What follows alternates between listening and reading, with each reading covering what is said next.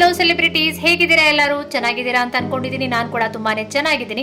ಇವತ್ತು ನಾನು ನಿಮ್ಗೆ ಅತಿ ಸುಲಭವಾಗಿ ಹಾಗೆ ಅತಿ ರುಚಿಯಾಗಿ ಪೆಪ್ಪರ್ ಚಿಕನ್ ಮಾಡೋದು ಹೇಗೆ ಅನ್ನೋದನ್ನ ಹೇಳ್ಕೊಡ್ತೀನಿ. ಬನ್ನಿ ನೋಡ್ಕೊಂಡು ಬರೋಣ.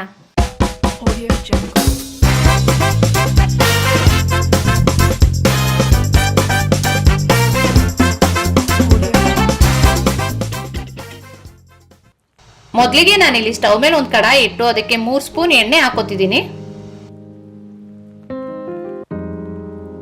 ಎಣ್ಣೆ ಬಿಸಿ ಆದ್ಮೇಲೆ ಸಣ್ಣದಾಗಿ ಜಜ್ಜಿಟ್ಟಿರೋ ಶುಂಠಿ ಬೆಳ್ಳುಳ್ಳಿ ಹಾಕ್ತಿದ್ದೀನಿ. ಇದು ಸ್ವಲ್ಪ ಫ್ರೈ ಆದ್ಮೇಲೆ 5 ಹಸಿಮೆಣಸಿನಕಾಯಿ ಕಟ್ ಮಾಡಿದ್ದೀನಿ, ಅದನ್ನ ಹಾಕ್ತಿದ್ದೀನಿ.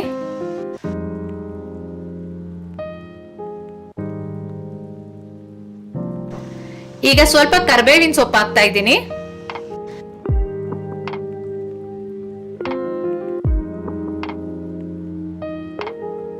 ಈಗ ಸಣ್ಣದಾಗಿ ಕಟ್ ಮಾಡಿಟ್ಟಿರೋ ಈರುಳ್ಳಿ ಹಾಕ್ತಾ ಇದ್ದೀನಿ. ನಾನು ಇಲ್ಲಿ ದೊಡ್ಡ ಸೈಜ್ದು 1 ಈರುಳ್ಳಿ ತಗೊಂಡಿದ್ದೀನಿ.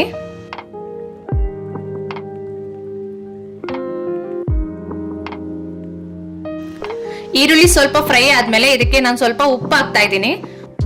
ಉಪ್ಪು ಹಾಕೋದ್ರಿಂದ ಈರುಳ್ಳಿ ಬೇಗ ಫ್ರೈ ಆಗುತ್ತೆ. ಹಾಗೆ ಫ್ರೈ ಮಾಡಿ ಈರುಳ್ಳಿ ಸ್ವಲ್ಪ ಫ್ರೈ ಆದ್ಮೇಲೆ ಅದಕ್ಕೆ ಚೆನ್ನಾಗಿ ತೊಳೆದಿಟ್ಕೊಂಡಿರೋ 1 kg ಚಿಕನ್ ಹಾಕ್ತಿದ್ದೀನಿ.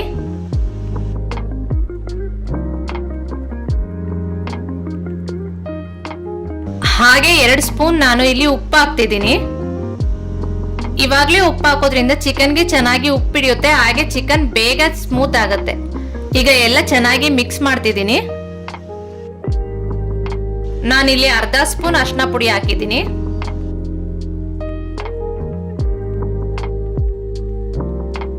ಮತ್ತೆ ಎಲ್ಲ ಚೆನ್ನಾಗಿ ಮಿಕ್ಸ್ ಮಾಡ್ತಿದ್ದೀನಿ. ಮಿಕ್ಸ್ ಮಾಡಿ ಹಾಗೆ 5 ರಿಂದ 10 ನಿಮಿಷ ಬೇಯೋದಕ್ಕೆ ಬಿಟ್ಬಿಡಿ.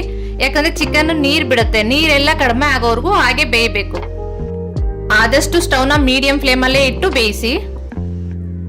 ಇದು ಬೇಯೋಕ್ ಬಿಟ್ಟಾಗ ಅವಾಗವಾಗ ಒಂದ್ಸಲ ಇದನ್ನ ತಿರುಗಿಸ್ತಾ ಇರಿ. ಯಾಕಂದ್ರೆ ಇದ್ರಲ್ಲಿ ನೀರ್ ಕಡಿಮೆ ಆಗಿದ್ಯಾ ಇಲ್ವಾ ಸೀದೋಗ್ತಿದ್ಯಾ ಅನ್ನೋದು ನಮಗ್ ಗೊತ್ತಾಗೋದಿಲ್ಲ.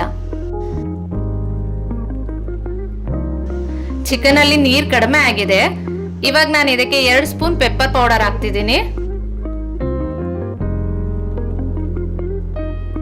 ಪೆಪ್ಪರ್ ಪೌಡರ್ ಹಾಕಿ ಚೆನ್ನಾಗಿ ಮಿಕ್ಸ್ ಮಾಡ್ತಿದ್ದೀನಿ.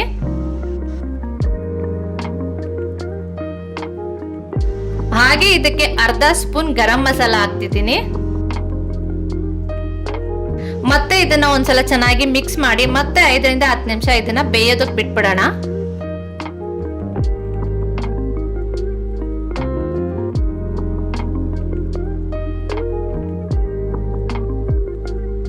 ನೀವು ತಿರುಗಿಸಿದಾಗ ಗೊತ್ತಾಗುತ್ತೆ ಇದರಲ್ಲಿ ನೀರೆಲ್ಲ ಕಡಿಮೆ ಆಗಿದೆ, ಎಣ್ಣೆ ಮಾತ್ರ ಸೈಡಲ್ಲಿ ಬಿಟ್ಕೊಳ್ತಾ ಹೋಗುತ್ತೆ.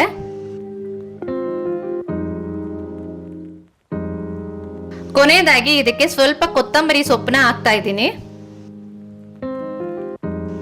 ಇದನ್ನ ಚೆನ್ನಾಗಿ ಮಿಕ್ಸ್ ಮಾಡ್ತಿದ್ದೀನಿ. ಇವಾಗ ನೋಡಿ ಪೆಪ್ಪರ್ ಚಿಕನ್ ರೆಡಿ ಆಗಿದೆ. ಇವಾಗ ನೋಡಿ ಸರ್ವಿಂಗ್ ಬೌಲ್ಗೆ ನಾನು ಪೆಪ್ಪರ್ ಚಿಕನ್ ಹಾಕೊಂಡಿದ್ದೀನಿ. ಇದ್ರ ಮೇಲೆ ಸ್ವಲ್ಪ ಕೊತ್ತಂಬರಿ ಸೊಪ್ಪನ್ನ ಉದುರಿಸ್ತಿದ್ದೀನಿ. ನೋಡಿ ಪೆಪ್ಪರ್ ಚಿಕನ್ ಪೂರ್ತಿಯಾಗಿ ರೆಡಿ ಆಗಿದೆ. ನೋಡೋದಕ್ಕೆ ಎಷ್ಟು ಚೆನ್ನಾಗಿ ಕಾಣಿಸ್ತಿದ್ಯೋ, ತಿನ್ನೋದು ಕೂಡ ಅಷ್ಟೇ ರುಚಿಯಾಗಿರುತ್ತೆ. ಒಂದ್ಸಲ ಈ ತರ ಪೆಪ್ಪರ್ ಚಿಕನ್ ಟ್ರೈ ಮಾಡಿ. ಇದಕ್ಕೆ ಜಾಸ್ತಿ ಸಮಯ ಬೇಕಾಗಲ್ಲ, ಒಂದು 10 ರಿಂದ 20 ನಿಮಿಷದಲ್ಲಿ ನಿಮಗೆ ಪೆಪ್ಪರ್ ಚಿಕನ್ ರೆಡಿ ಆಗ್ಬಿಡುತ್ತೆ. ನಾನು ಮಾಡಿರೋ ಈ ಪೆಪ್ಪರ್ ಚಿಕನ್ ನಿಮ್ಗೆ ಇಷ್ಟ ಆದ್ರೆ ಪ್ಲೀಸ್ ಲೈಕ್ ಮಾಡಿ, ಶೇರ್ ಮಾಡಿ, ಕಮೆಂಟ್ ಮಾಡಿ. ಹಾಗೆ ನನ್ನ ಚಾನೆಲ್ ನ ಸಬ್ಸ್ಕ್ರೈಬ್ ಮಾಡಿ, ಪಕ್ಕದಲ್ಲಿರೋ ಬೆಲ್ ಐಕಾನ್ ನ ಪ್ರೆಸ್ ಮಾಡಿ. Thank you so much.